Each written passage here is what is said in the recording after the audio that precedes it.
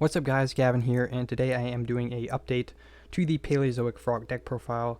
I've been playing this deck a lot over the past month, and as the format's evolved, it's forced me to make lots of new choices and new techs and experiment a lot with this deck if I want to be successful. I've been playing at my locals. I have topped once with this deck, but yeah, you're definitely at a disadvantage. But the good thing is this deck is lots of fun, and it will force you to make the best decisions possible if you want to win. So yeah, with that being said, let's get right into it. Okay, to start for the main deck, we are on 3 copies of Swap Frog. This is very self-explanatory. Swap Frog is easily the best card to see in your opening hand, just because it makes making Totally Awesome that much easier.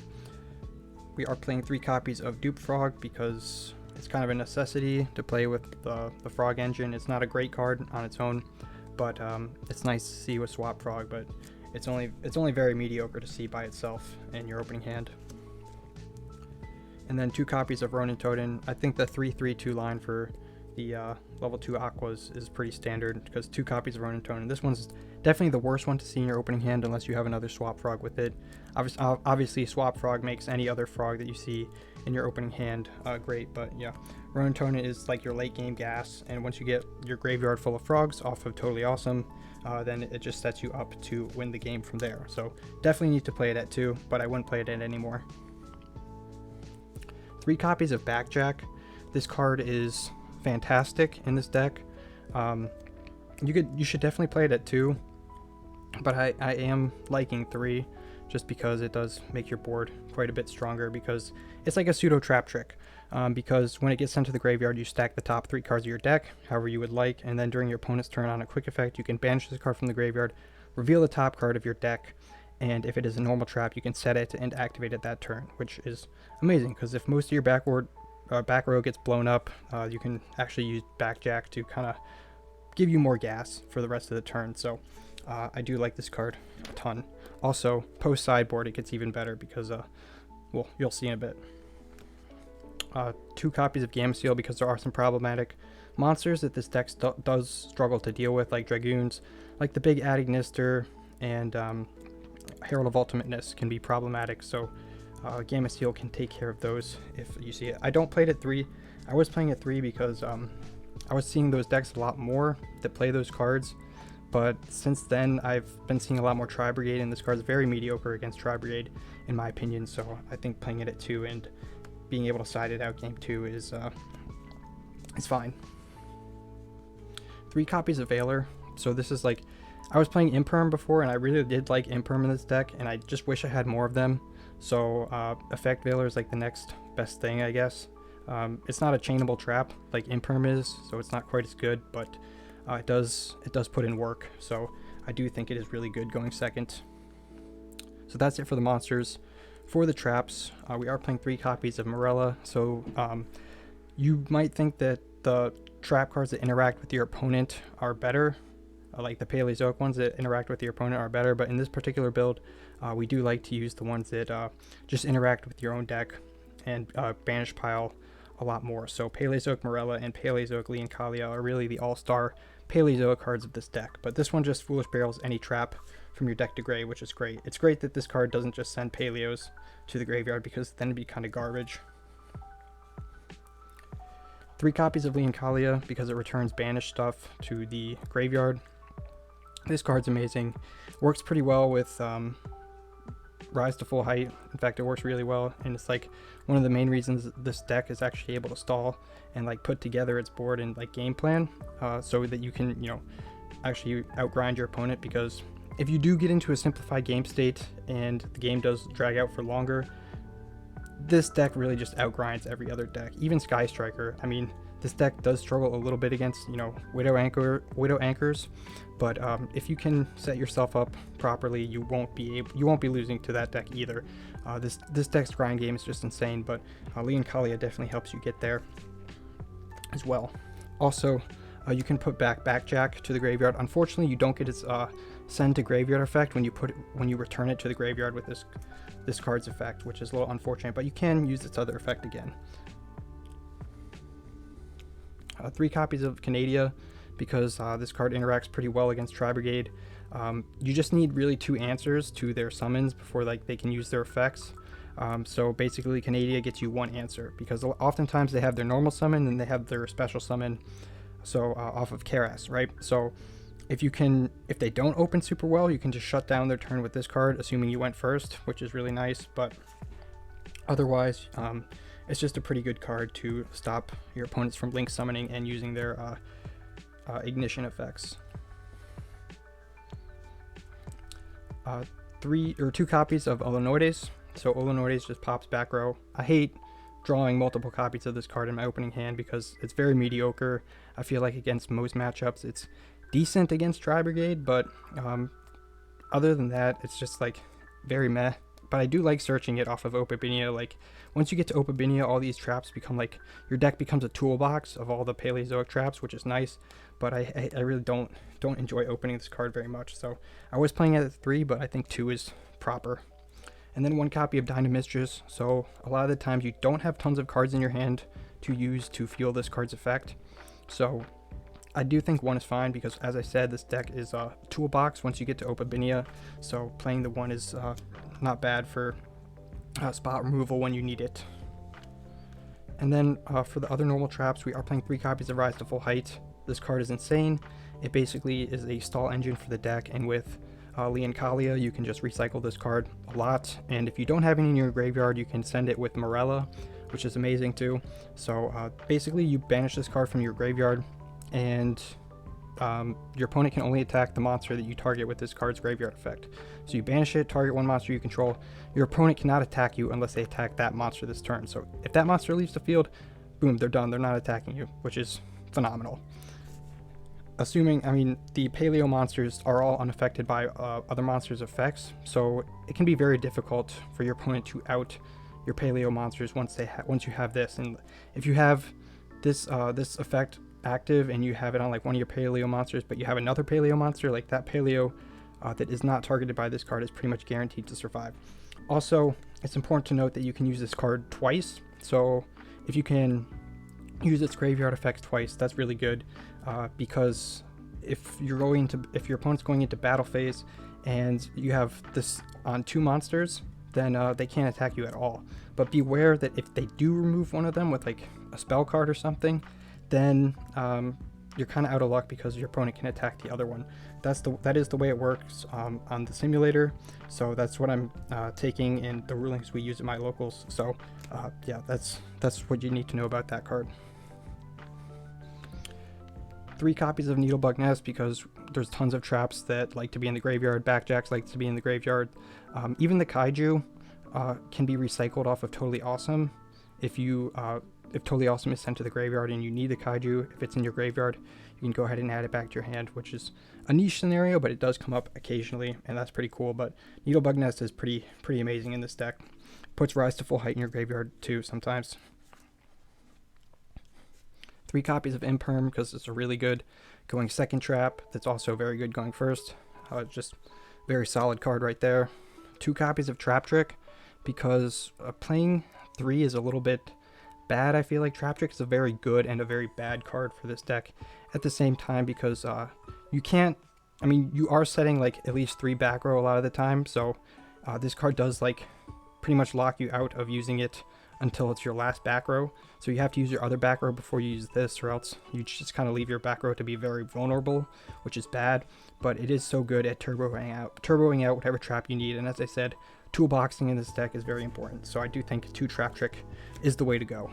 And then to round it off, we do play 1 copy of Lost Wind because Lost Wind is very good going first. Not so great going second, but it is a good card to have in your graveyard. So it's an alternative that you can dump off Paleozoic Morella if you need it. But a lot of the times I do feel like your opponent is able to remove this card after you reset it, and that just feels kind of bad. So I think just playing it at 1 is fine, but you could also move it up to 2. But I do want to keep this deck count at 40, and I do like having at least 1 in here.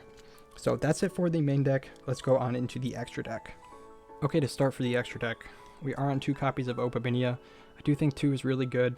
Having access to that second one can come up in grind games, or if the first one gets like Solemn Striked or something like that, having the other one is nice. Basically, this card toolboxes your entire deck because so long as it has a trap card as material, so basically any Paleozoic trap as material, you can go ahead and use this card to search for another Paleozoic trap, but also it has the effect that you can activate your Paleozoic traps from hands, which makes them just like infinitely better and just crazy to get your board going, because then you can start activating them from hand and chaining them from the graveyard and setting up those sweet rank 2 plays.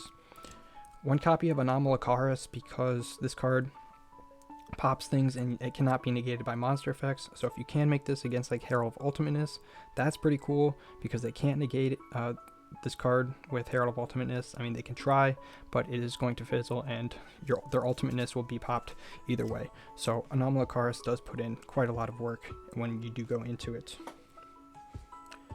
Are on 3 copies of Toad. Definitely play this card at 3, because it's absolutely crazy how strong this card is at my locals.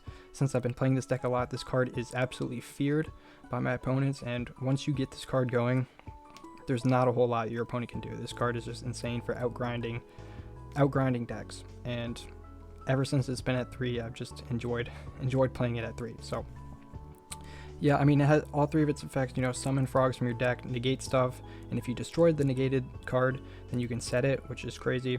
And also the effect to add back water monsters from your graveyard to your hand upon being sent to the graveyard is also really useful. 1 copy of Sky Cavalry, because it's generic rank 2, and it's an out to Dragoon and untargetable stuff, because if it battles, you can bounce stuff back to your opponent's hand, and it cannot be destroyed by battle when it has Xyz material, which is cool. So it's also a prime target for making Zeus, although it is a lot better if you can get away with it to make Zeus with Totally Awesome, because you can use Totally Awesome's effect after you detach it from Zeus to add something back to your hand, which is nuts. But basically, yeah, I mean, Centauria is really good when it comes up. 1 copy of Cat Shark. This card will make a little bit more sense in just a second, but doubling the attack of your Xyz monsters is really good, because it can help you push for game. We are not playing any like big link package in this deck, like the Boral Sword package, because I just don't really feel like it was super great, but we don't really need it because of the following package. So we are on 1 copy of Utopic Future and 1 copy of Utopic Draco Future. So at my locals, a funny story, I was playing this deck and I forgot my Zeus at home. I brought the wrong deck box and my Zeus was in my other box. So I pretty much just bought this card off of someone who just pulled it out of their King's Court.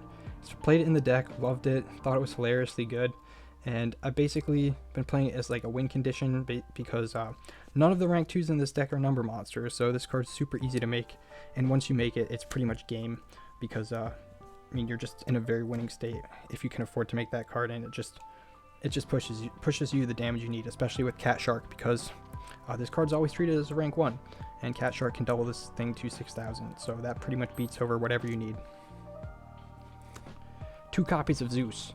I was on 1 copy of this before because I did not have 2. I bought up and bought a second one, and don't regret it at all, because having 2 does come up and does win you games. This card is also just to be feared in this deck because it's so easy to make and it's so powerful, especially if you have a Toad attached to it, because it adds you stuff back to your hand after you detach Toad, which is insane. Also do not forget about this card's second effect. If your opponent pops one of your cards, then you can go ahead and attach whatever you want from your deck or extra deck to this card. So if that's Toad, fine. If that's a Rise to Full Height, fine. Like this card's other effect is insane in this deck, and do not forget to use it. 1 copy of Downard to make Zeus better. That's the only reason we're running this card. And then finally, to round it off for the 2 Link monsters, 1 copy of Linkuriboh for the sole purpose of linking off Backjack and getting its graveyard effect immediately, and 1 copy of Nightmare Phoenix for outing problematic back row. There's not a lot of back row that's a problem for this deck. It's mostly just there can be only 1, which is a big issue for this deck, but otherwise this card provides you an out for Contact C, which is a niche monster that sometimes people play in the side deck, which actually would otherwise wreck this deck. So that's it, guys, for the extra deck. Let's go on and breeze through a side deck real quick. To start for the side deck, 3 copies of Nib, just because it's really good against combo decks that don't like put up negates early on into their combos, and people don't expect it, and you can get some easy punishes with that card, so I do like it. 3 copies of Shared Ride, because In games 2 and 3, whichever one of those games you're going first in, it is nice to side in Shared Ride because sometimes your opponent just puts in cards that just like would otherwise blow you out, like Duster and Red Reboot. This card can actually counteract that a little bit because you can just chain this card to like a Feather Duster or a Twister, and it's like a fake. They get no value off of hitting this card, and you can actually just end turns right then and there because your opponent will just give you gas for the next turn. And since we are siding in like Nibiru's and stuff, we will draw into our hand traps and stop our opponent from playing if they give us enough draws off of Shared Ride. 3 copies of Twin Twister because against other decks that play trap cards, this card's good because you can discard a Paleo and then target their back row, and when they activate their back row in response to this card, like for example against Tri-Brigade, if they're playing the Revolt, right? So you discard a Paleo, activate this card, and then they will have to chain their Revolt because it's too much value for them not to chain, and you can just chain a Paleo to the Paleo that you just discarded off of this card to that Revolt, which can get you another monster onto the field and make so you can make a rank 2 on your first turn, which is cool. But otherwise, I mean, just outing back row is really good. 1 order. So I was playing 2 copies of Anti-Spell Fragrance alongside this card, but I'm convinced that card, Anti-Spell, is just bad because every single time I've activated that card, my opponents just chain Twisters or chain Cyclone to that card, and it just makes me want to pull my hair out. I hate it so much. But Imperial Order, you just wait for them to activate their Twister and or their Duster so that you can just flip this card up and negate that. 3 copies of Judgment. I don't care what anyone says, put this into your deck in games 2 and 3 when you, or whichever of those 2 games you are going first in.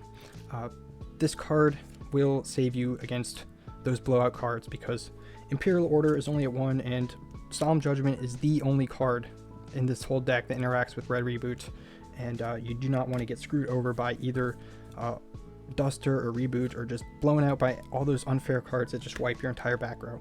So that's why we're playing Judgment, and you shouldn't be too short on time because you need to learn to scoop with this deck. That's one thing that I've learned. If you're going to lose, don't waste time on like a game 2 or a game 1 that you're just, you know you're going to lose. It's better just to scoop and have time for game 2 and 3. And then to round it off, 2 copies of Fiend Griefing because this card is also insane with Absolute King Backjack, and it just puts monsters back that are in the graveyard back into the deck. So you just shuffle your opponent's Drytron monsters back.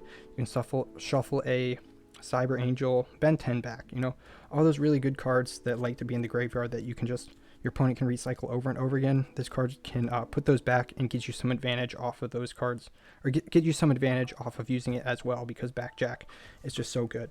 So that's it for the deck profile, guys. If you made it to the end, I appreciate you, and thank you so much for watching. If you did like the video, make sure you hit the like button and perhaps even the subscribe button. But with that, I am going to leave you with a peace out. Have a nice day. Goodbye.